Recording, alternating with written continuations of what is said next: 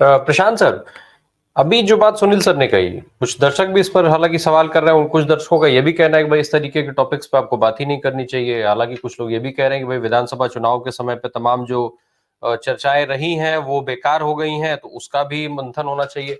Sir, वो सारे मंथन ठीक है, सब चीज होती है, ऐसा कुछ भी नहीं है जो ना होता हो। और बात नहीं, और बात इसलिए भी जरूरी है कि भाई माहौल की बात है, समय की बात है। अभी चुनाव का कोई समय निर्धारित नहीं हुआ है, चुनाव का ऐलान नहीं हुआ है। ऐसे समय पर अभी और बहुत पहले, अभी जब राज्यों में, जैसा मैंने पहले कहा कि सरकारें नहीं बन पा रही हैं, मंत्रिमंडल का गठन नहीं हो पा रहा है, इस समय पर इस सर्वे के औचित्य की बात हो रही है। प्रशांत सर, जो अभी जिस तरीके से 5 राज्यों के चुनाव का परिणाम आया था, उसके पहले भी बहुत सारे ओपिनियन पोल्स आए थे, तमाम तरीके की एनालिसिस हुई थी, चाहे वो सोशल मीडिया प्लेटफॉर्म्स पे हुई हो, मेन स्ट्रीम मीडिया पे हुई हो। लेकिन परिणाम की तरफ, जो परिणाम आए उस तरफ किसी का भी पूरी तरीके से किसी का भी एनालिसिस उधर नहीं गया था। फिर आज भी जब लगातार एक के बाद एक इस तरीके के ओपिनियन पोल्स के जो आंकड़े हैं वो वास्तविकता से बिल्कुल अलग होते जा रहे हैं, ऐसे में आज की तारीख में इस तरीके के ओपिनियन पोल अभी से शुरू हो जाने का क्या मतलब है? जो ये केवल माहौल बनाने की कोशिश हो रही है, या इसके पीछे कुछ और भी वजहें देख पा रहे हैं आप?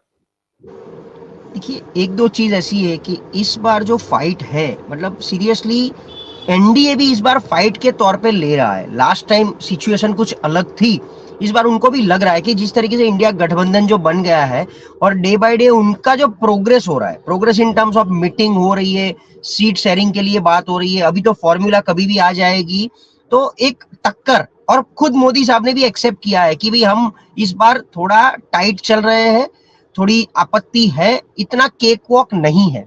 अभी सर्वे में तो ऐसा है कि इलेक्शन आने से पहले, लोकसभा के इलेक्शन से 6 महीने पहले हर एक प्रकार के सर्वे शुरू हो जाते हैं। तो एक ये थोड़ा प्री मैच्योर सर्वे, प्री मैच्योर तो नहीं लेकिन एक सर्वे आया है।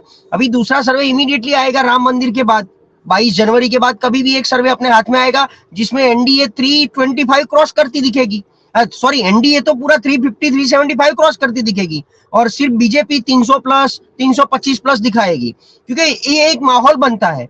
और बाकी हमने जिस तरीके से देखा है, ये 3 राज्यों, खास करके 5 राज्यों के चुनाव ठीक है, लेकिन 3 राज्यों में आपने ठीक जो बोला कि हमारे पास जो सर्वे आ रहे थे, एक भी सर्वे क्लियर कट मेजोरिटी, खास करके देखिए राजस्थान में पहली बार कि शायद वो परिवर्तन, पुनरावर्तन का परिवर्तन होने जा रहा है कि गहलोत सरकार शायद रिपीट होगी, फिर भी ये नहीं हुआ। मध्य प्रदेश में मामा से थकी हुई जनता, एंटी इनकम्बेंसी बहुत हैवी थी, कोई चेहरा नहीं दिया था बीजेपी ने, फिर भी वहां अच्छी सफलता मिली। छत्तीसगढ़, जो कभी भी मानने में ना आए किसी को कि यहाँ बीजेपी सरकार बना सकती है, फिर भी अच्छी तरीके से बनाई। तो ये सब क्या है, मतलब एक चीज है मोदी का फेस, तो मतलब मोदी जी का फेस, मतलब सेंट्रल गवर्नमेंट की योजना जो अभी तक लोगों के मन में घर कर गई है, वो मतलब चाहे पार्शियल सच हो, पार्शियल जुमला हो, लेकिन चाहे वो गैस की बात हो, चाहे वो मतलब सिलेंडर की बात हो, चाहे आवास योजना की बात हो, चाहे वो वहां की नल से जल की बात हो, सफाई की बात हो, ये सब मुद्दे कहीं ना कहीं जो किक बोलते हैं ना, अंडर करंट, अंडर करंट मतलब वोटर्स के मन में, दिमाग में होते हैं, लेकिन बाहर दिखते नहीं है, बाहर वो बोलते नहीं है, वो सिर्फ अंदर जाके ठप्पा लगाते, या तो मतलब ईवीएम के ऊपर वो करते हैं। और ये सब के ऊपर कोई बोले ना बोले, ईवीएम डेफिनेटली शक के दायरे में घेरा हुआ है, कोई खुल के बोलता नहीं है, खुल के इसके ऊपर आता नहीं है। जनता जिस दिन आवाज उठाएगी उस दिन ईवीएम के ऊपर एक्शन होगा, उससे पहले कुछ नहीं होगा। तो ये सर्वे जो आ रहे हैं, आज ये आया है, वैसे देखा जाए तो ऐसे काफी सारे सर्वे मतलब हमारे पास 2-3 साल से आ रहे हैं अलग अलग, कि 24 में क्या होगा, आएगा तो मोदी ही, क्या आएगा तो मोदी ही, सामने कोई फेस है, फेस नहीं है। तो उसमें हमने देख लिया कि एक फेस बना लिया इंडिया गठबंधन ने, ये अपने मल्लिकार्जुन खड़गे साहब का नाम प्रपोज कर दिया, तो क्लियर कट डिस्क्रिमिनेशन हो गया, नॉर्थ वर्सेस साउथ, और उसमें भी वो दलित चेहरा, तो लॉजिकली वो हर जगह से फिट बैठते हैं। द मोमेंट इंडिया गठबंधन में नीतीश कुमार या ममता बनर्जी या लालू यादव का नाम बाहर आता है, तो लोगों में वैसे भी एक नेगेटिव माहौल बनता है। ये एक ऐसी स्वच्छ छवि, राहुल गांधी की भारत जोड़ो यात्रा और मल्लिकार्जुन खड़गे का नाम, ये दोनों कुछ ऐसी मोमेंटम बना सकता है जिससे इन लोगों को भी एक थोड़ी घबराहट है। और अल्टीमेटली नितिन गडकरी जी ने भी बोल दिया कुछ दिनों पहले कि हम भी इच्छते हैं कि कांग्रेस मजबूत बन जाए, विपक्ष मजबूत बन जाए या कांग्रेस मजबूत बने। तो पूरे देश में सबको पता है, इवन खुद बीजेपी भी जानती है कि हमारा कट्टर कंपटीशन कांग्रेस के साथ है। आज नहीं तो कल कांग्रेस बहुत बड़ी और खड़ी हो सकती है। तो ऐसे सर्वे आएंगे, 5 राज्यों के जो चुनाव के जो नतीजे आए हैं उसके बेसिस पे ये सर्वे थोड़ा ट्विस्ट हुए हैं। क्योंकि इसलिए ट्विस्ट हुए, देखिए आज की तारीख में मैं क्लियर कट बोलता हूं कि लोकसभा का काउंटिंग 100 जीरो से शुरू होता है। 100 मतलब 80 यूपी की सीट और 26 गुजरात की सीट। मैं गुजरात से हूं, गुजरात में 26 में से मुझे एक भी सीट कांग्रेस को जाती हुई नहीं दिख रही है। यहाँ पर इंडिया गठबंधन नहीं है, प्योर बीजेपी कांग्रेस है। आम आदमी पार्टी स्पेक्यूलेशन कर रही है, लेकिन पता नहीं शेयरिंग में बैठेगी नहीं बैठेगी। तो 80 और 26 106 सीट जो है उसमें डेफिनेटली बीजेपी को कुछ ज्यादा जा रहा है। तो 106 ये हो गई। पहले ऐसा था कि अगर इस बार राजस्थान में सरकार रिपीट हो रही है और मध्य प्रदेश में एंटी इनकम्बेंसी फैक्टर काम कर रहा है तो वहां दोनों में डेंट लगेगा, तो इंडिया गठबंधन को फायदा होता दिखेगा। और मुख्य 4 स्टेट जो ये पूरा इलेक्शन डिसाइड करेगा, जिसमें महाराष्ट्र, बिहार और वेस्ट बंगाल, चौथा यूपी है, पर यूपी में अभी मुझे कुछ ऐसा दिख नहीं रहा है। मतलब राम मंदिर को लेके जिस तरीके से माहौल बना जा रहा है, यूपी में कहीं इतनी सफलता कोई भी, क्योंकि समाजवादी पार्टी ठीक है विधानसभा में अच्छा परफॉर्मेंस कर पाई और लास्ट टाइम वो बीएसपी के साथ थी। इस बार किसके मतलब इंडिया में बैठेगी तो कितना सपोर्ट मिलेगा, कितना सीट मिलेगा, वो सब देख के ये जो सर्वे है उसको मैं भी थोड़ा थोड़ा मेंटली एक्सेप्ट कर रहा हूं आज की तारीख में। क्योंकि जो माहौल हम दिख रहे हैं, और नॉर्थ वर्सेस साउथ देखो तो साउथ के 6 स्टेट मिला के सीट कितनी, 145। 145 में भी आप देख लो तो टीआरएस अभी किसी के साथ नहीं है, वाईएसआर किसी के साथ नहीं है। तो ये दोनों का डेंट किसको लगेगा, इंडिया गठबंधन को लगेगा। कर्नाटक अभी ये सर्वे में जो मैं सीट देख रहा हूँ 22 से 24 सीट बीजेपी को जाती दिख रही है। अभी इतना माहौल कांग्रेस की सरकार है, फिर भी वहां पर ऐसे माहौल, तो ये माहौल मतलब हो सकता है केंद्र में सेंटर में ये लोग बीजेपी या मोदी को प्रेफर कर रहे हैं। देखो आगे आगे राम मंदिर के बाद फिर एक बार हम चर्चा करेंगे दूसरे सर्वे पे। प्रशांत सर, एक तो ये तमाम चीजें, अगर इसमें से किसी भी चीज पर आप कुछ टिप्पणी करना चाहें। दूसरा एक चीज और है सर कि अभी जैसे मुद्दों की बात हो रही थी, भाई जो मुद्दे पहले थे, महंगाई, बेरोजगारी, शिक्षा, स्वास्थ्य, ये सारे मुद्दों के साथ साथ अभी तो एक विपक्षी एकता की बात हो रही है, इंडिया गठबंधन की बात हो रही है। अभी शीतकालीन सत्र में जिस तरीके से इतनी बड़ी संख्या में सांसदों का निलंबन हुआ, फिर जाट वोटर्स को लेकर के, जाटों को लेकर के जिस तरीके से बात हुई, और वहीं पर उसके सामने महिला पहलवान जो है वो रो रही थी, बिलख रही थी, उनको किसी ने नहीं पूछा। इतनी सारी चीजें जो जो बात अभी आत्मजीत सर ने जिसका जिक्र किया था, ये सारी जो चीजें हैं, जो जितनी चर्चाएं हैं, जितना डिस्कशन है इस पर, तो क्या ये माना जाए इन मुद्दों, इस सारे मुद्दों के बाद भी अगर सर्वे इस तरीके के आंकड़े दिखाते हैं, तो क्या ये माना जाए कि इन मुद्दों का जनता को ही, अपने इन मुद्दों से कोई सरोकार नहीं है, कोई लेना देना नहीं है, जनता चुनाव में इन मुद्दों को नहीं देखेगी, वो केवल और केवल प्रधानमंत्री नरेंद्र मोदी के चेहरे पर वोट करेगी? 2-3 बात है, मैं देखिए टिप्पणी नहीं, क्योंकि सभी मेरे वरिष्ठ हैं और बहुत ही सीनियर है, मैं तो बहुत छोटा हूँ, ये सबके सामने तो मतलब मेरी जितनी एज है उतना उनका एक्सपीरियंस है। एक बीच में कार्टून मिमिक्री मतलब वो घूम रही होती है ना वो न्यूज़पेपर में कि सर मैं पत्रकार हूँ, बोले कौन सी पार्टी का पत्रकार हो। तो ठीक उसी तरह मैं ना बीजेपी का विश्लेषक हूँ ना कांग्रेस का विश्लेषक हूँ, मैं मेरे भारत देश का विश्लेषक हूँ, राजनीतिक विश्लेषक हूँ सभी की तरह। तो काउंटर नहीं कर रहा हूं, लेकिन ठीक है गुजरात का कुछ ऐसा है जो उनको शायद डीपली पता ना हो, यूपी का कुछ ऐसा है जो मुझे डीपली पता ना हो। सर यहाँ गुजरात का कांग्रेस इतना बिका हुआ है, जो साइड पे जो रेडीनेस दिखनी चाहिए ना ग्राउंड पे वो। और दूसरी बात, ये इंडिया वर्सेस एनडीए या बीजेपी दोनों में जो हार्डकोर डिफरेंस है कि बीजेपी आपको ग्राउंड पे दिखेगी, उसके फंक्शंस दिखेंगे, उसकी पार्टी के रेगुलर मीटिंग्स दिखेंगे, उसकी पार्टी की रेगुलर मतलब मोदी जी के लिए बर्थडे भी वो सेलिब्रेट करते हैं, वो सोसाइटियों के बीच में जाके। तो वो जो रेडीनेस होनी चाहिए वो कांग्रेस में गुजरात में नहीं है।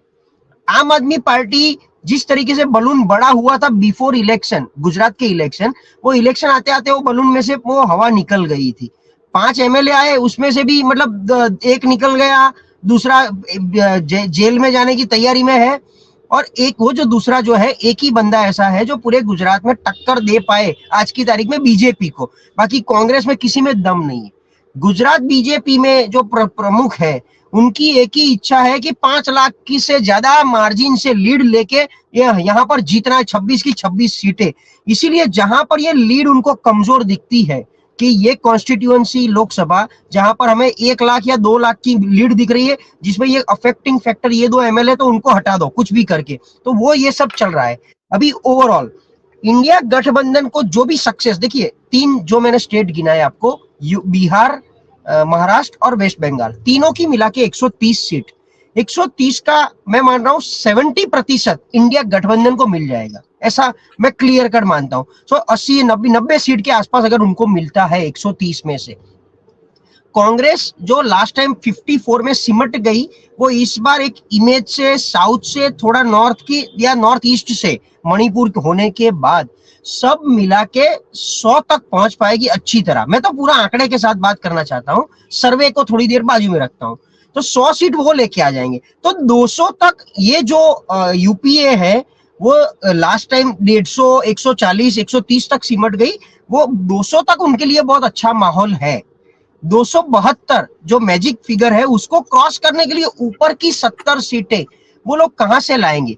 और ओवरऑल देश में माहौल बनाने के लिए इंडिया गठबंधन को क्या करना है कि हम मोदी से बेहतर क्या कर सकते हैं आपके लिए, हम 10 साल के बीजेपी के शासन से बेहतर क्या कर सकते हैं। सिर्फ मतलब शोर मचाने से, बेरोजगारी, महंगाई, ये वो शोर मचाने से नहीं होगा, आप भी कुछ अपना फॉर्मूला भी दो ताकि जनता, क्योंकि अभी क्या है, एक जो परसेप्शन बना लिया कांग्रेस चोर है, पहले के सभी मिनिस्टर भी चोर थे, परिवार के लिए काम करते हैं, ये जनता के दिमाग में जो बैठ गया है ना, उसको निकालने के लिए आपको कुछ एक्स्ट्रा ऑर्डिनरी करना पड़ेगा।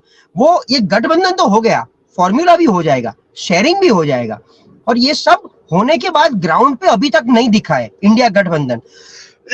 बाकी स्टेट में जो उसको परफॉर्मेंस है वो कम्युनिटी वाला है। नीतीश कुमार, उसकी कम्युनिटी का सपोर्ट मिलेगा, यादव की कम्युनिटी सपोर्ट मिलेगा, ममता बनर्जी को वो कम्युनिटी वाला सपोर्ट बाकी कोई स्टेट में मुझे क्लियर कट नहीं दिख रहा है। तो थोड़ा बहुत यूपी में भी होगा, यूपी में 10, 12, 15 सीटों पे वो असर होगा। तो ये सब मिला लो, ये 4 स्टेट मिला लो, सो 200 तक पहुंचने के लिए यूपीए के लिए भी अच्छा माहौल है। 200 से 272 वाला जो ट्विस्ट है वो अभी तक मुझे कहीं नहीं दिख रहा है।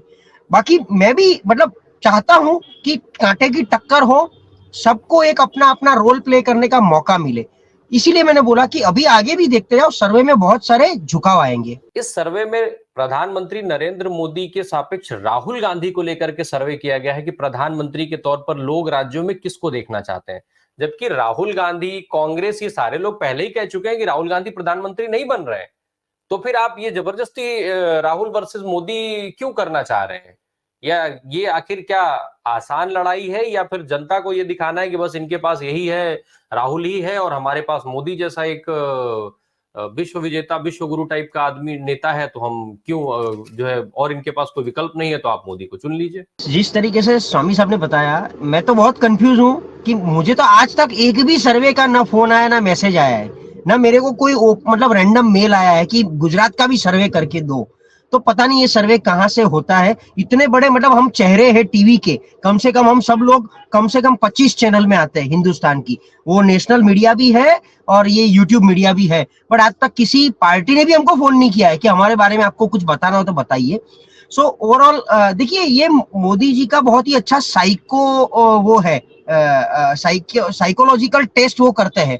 राहुल गांधी को अपने आप में बड़ा बना के अंदरूनी फूटफाट शुरू कर देते। मध्य प्रदेश और राजस्थान में भी उन्होंने वही किया कि वहां के लोकल एक भी चेहरे के नाम पे उन्होंने बात ही नहीं की, वो राहुल गांधी को ही कोसते रहे। कांग्रेस के लिए कमलनाथ का नाम नहीं लिया उन्होंने दिग्विजय सिंह का नाम ही नहीं लिया उन्होंने। राजस्थान में गहलोत सरकार को मतलब सरकार बोले, लेकिन फिर भी वो इंडिया गठबंधन ही बोलते रहे।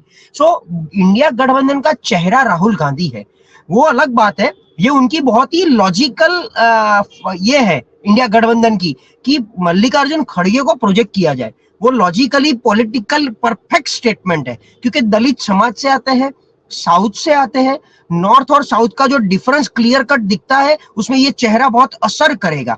और राहुल गांधी की भारत जोड़ो यात्रा का भी एक ही फेस अच्छा हुआ है, दूसरे फेस का अभी तक हमको उतना प्रमाण नहीं मिल रहा है।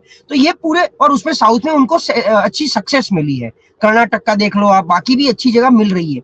तो इसीलिए खड़गे साहब, अगर यूपीए की सरकार भी आ गई ना 2024 में, तो राहुल गांधी सामने से बोलेंगे वो पीएम के उम्मीदवार है ही नहीं, उनको बनना भी नहीं है, और वो बनेंगे भी नहीं, देख लेना, भले कोई भी कांग्रेस प्रोजेक्ट करे, या तो वो खड़गे साहब होंगे और 2 डेप्यूटी पीएम होंगे। उनकी फॉर्मूला मैं आपको बता देता हूं कि वो 2 डेप्यूटी पीएम रखेंगे, वो ममता बनर्जी और नीतीश कुमार ही हो सकते हैं, और खड़गे साहब प्रधानमंत्री हो सकते हैं।